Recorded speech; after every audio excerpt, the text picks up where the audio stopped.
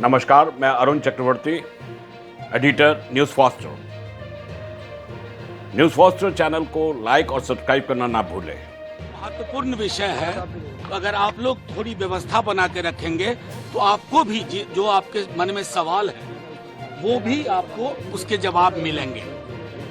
साथियों, आज हम और मेरे साथी शक्ति जी आपके समक्ष, क्योंकि मीडिया में एक कैंपेन चलाया जा रहा है। मैं ये नहीं कह रहा हूं आप चला रहे हैं, आपके माध्यम से चलवाया जा रहा है। देश के प्रधानमंत्री और देश के शिक्षा मंत्री 25 लाख बच्चों के गुनहगार हैं। 25 लाख बच्चे जो नीट की धोखाधड़ी से प्रभावित हुए हैं वो गुनहगार हैं। धर्मेंद्र प्रधान क्लीन चिट देते हैं और बाद में नाटक करते हैं कि हाँ कुछ विसंगतियां हैं। गुजरात में क्या हुआ?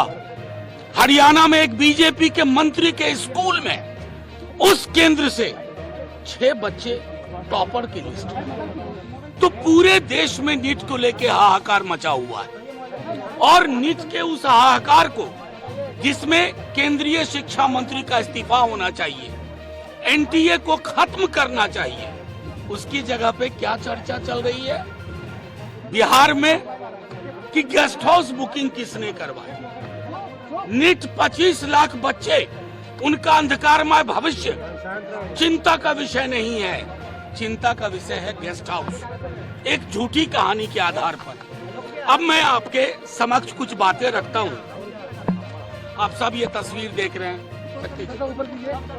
ये तस्वीर ऊपर कर दीजिए। इसमें जो शख्स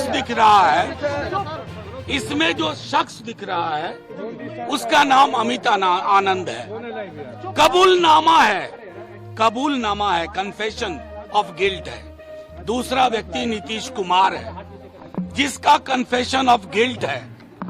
और ये तमाम चीज होने के बावजूद गेस्ट हाउस की एक कहानी बनाई जा रही है। मैं आप लोगों को कहना चाहता हूं, आप सबने सुना होगा कि मंत्री कोषांग, कौन से मंत्री का कोषांग रे भाई? पत्र संख्या 440। कहां है वो पत्र भैया? हमारे रिकॉर्ड में तो नहीं है। ये पत्र पैदा कौन कर रहा है? ये पत्र आ कहां से रहे हैं? सिर्फ इसलिए कि नीट में जो बड़े बड़े लोग हैं, किंगपिन हैं, एक जिले के लोग हैं, पूरे देश में वो नेटवर्क है। और उस नेटवर्क को बचाने के लिए आप झूठी कहानियां कर रहे हो। किस तरह की जुबान विजय सिन्हा जी बोल रहे हैं, जो खुद ही कबूल चुके हैं कि गेस्ट हाउस में उनके PS Pradeep Shrivastava room book कराते हैं। जिस व्यक्ति यादवेंदु का जिक्र होता है, उसके बारे में सुन लीजिए कुछ तथ्यात्मक चीजें।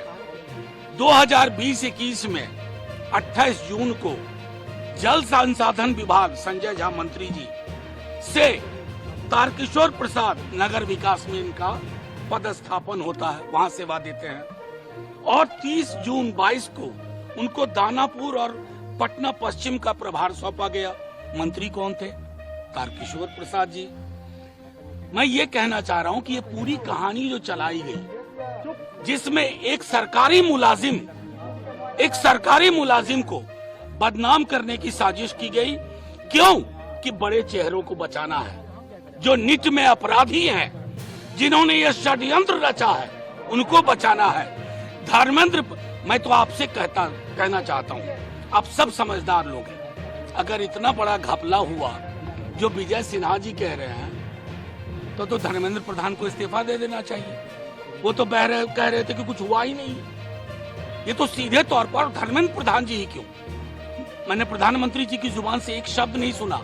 एग्जाम वॉरियर किताब लिखते हैं, एक्चुअली उनकी पूरी सरकार स्कैम की सरकार है। वो लीकेज वॉरियर है, कहां लीक हो, कहां लीकेज हो, उसमें है।